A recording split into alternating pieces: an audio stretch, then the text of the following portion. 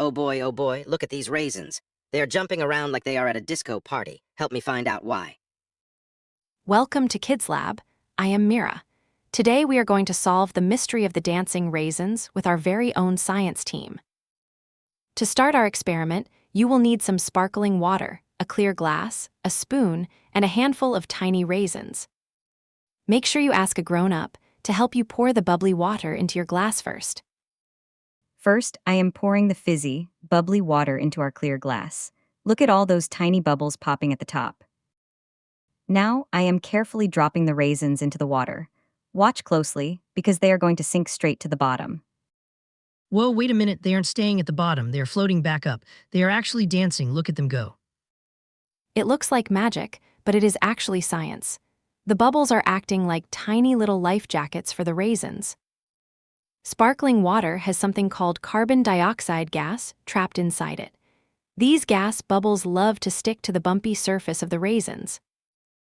Each bubble is like one tiny life jacket. When enough of them hitch a ride on a raisin, together they lift it all the way up to the top. Once the bubbles pop at the surface, the raisin loses its tiny life jackets. Then, gravity pulls the heavy raisin back down again. Beep beep, so the bubbles are like little tiny swimmers. Do the raisins have tiny legs to help them dance in the water? Not quite, Bittu.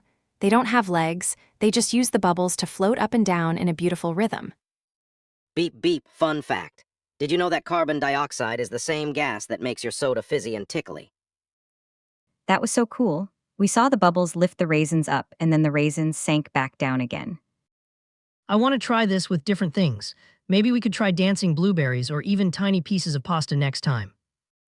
Before we go, can you answer this? What is the name of the gas that makes the bubbles in the water? Is it oxygen, or is it carbon dioxide? Think very hard about what we learned today. Beep beep, the answer is carbon dioxide. You guys are super smart scientists. Thanks for experimenting with us today.